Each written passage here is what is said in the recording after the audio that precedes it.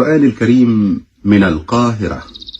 عن علي رضي الله عنه قال: كنا جلوسا مع رسول الله صلى الله عليه وسلم، فطلع علينا رجل من أهل العالية فقال: يا رسول الله، أخبرني بأشد شيء في هذا الدين وألينه.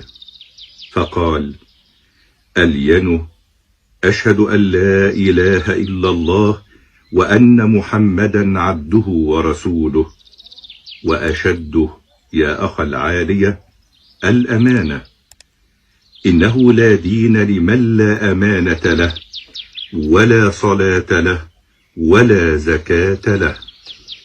نتعلم من هذا الحديث أنه كم من رجل يشهد أن لا إله إلا الله وهو يعبد مع الله غيره، يعبد مع الله هواه، أو يعبد مع الله جاهه وسلطانه، أو يعبد مع الله ماله وولده، أو يعبد مع الله إنسانا مثله يشتري رضاء ورضاه بسخط الله.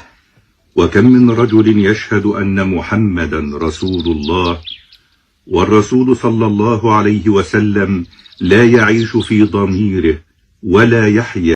جمهورية مصر العربية من القاهرة.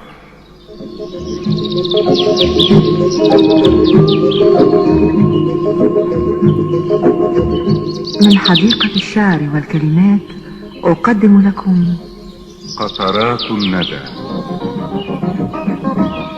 لمحة شاعرة نقدمها لكم كل صباح.